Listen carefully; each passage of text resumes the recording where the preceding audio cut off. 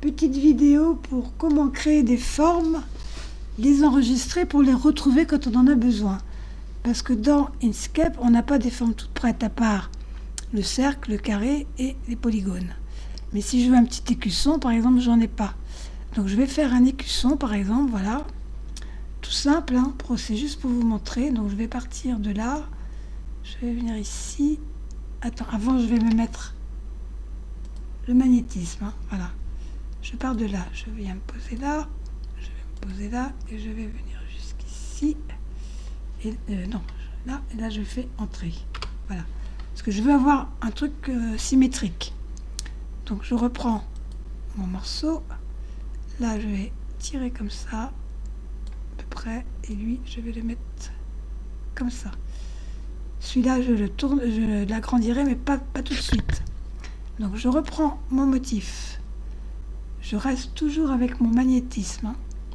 Édition, dupliquer, objet, retourner horizontalement. Voilà, donc mon deuxième motif, il est là. Je le prends et je vais venir me le mettre, hop, voilà, hop, pour qu'il soit bien calé avec le magnétisme sur les deux points là. Maintenant, je décoche le magnétisme, voilà, parce que après, ça peut être gênant.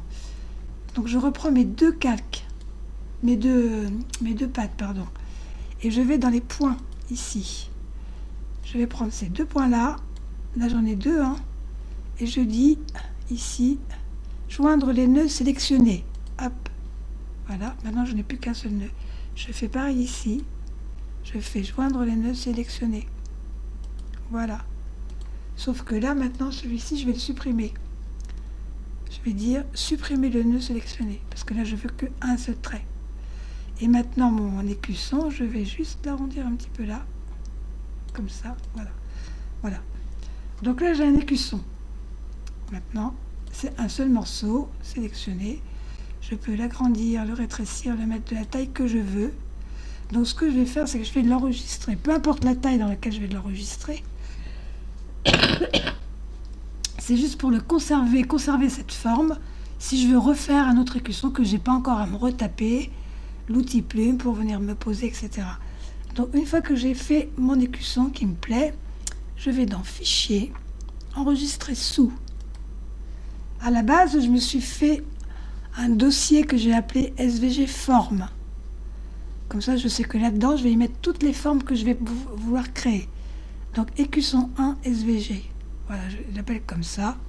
Je fais enregistrer. Voilà. Et maintenant, quand je voudrais le retrouver, eh bien, j'aurai mon écusson. Donc ça, maintenant, je vais faire fichier fermé. Hop, voilà. Et je vais remettre... Alors voilà, admettons que je réouvre pour faire un truc et je veux récupérer mon écusson. Au lieu de me le retaper, ben, je vais le chercher. Fichier, ouvrir. Et là, je cherche SVG forme. Donc, si je vais ici, j'ai donc SVG forme. Voilà. Mon écusson, il est là. Je le prends et je fais ouvrir. Voilà. Et maintenant, j'ai mon écusson qui vient. Et je peux, pareil, vu qu'il est en SVG, l'agrandir, le rétrécir, le tourner en cliquant une deuxième fois dessus, lui donner une autre forme, le tourner, etc. Voilà. Donc, vous pouvez vous faire comme ça des formes toutes prêtes et les enregistrer comme ça quand vous en avez besoin, mais vous les retrouvez facilement plutôt que de les refaire.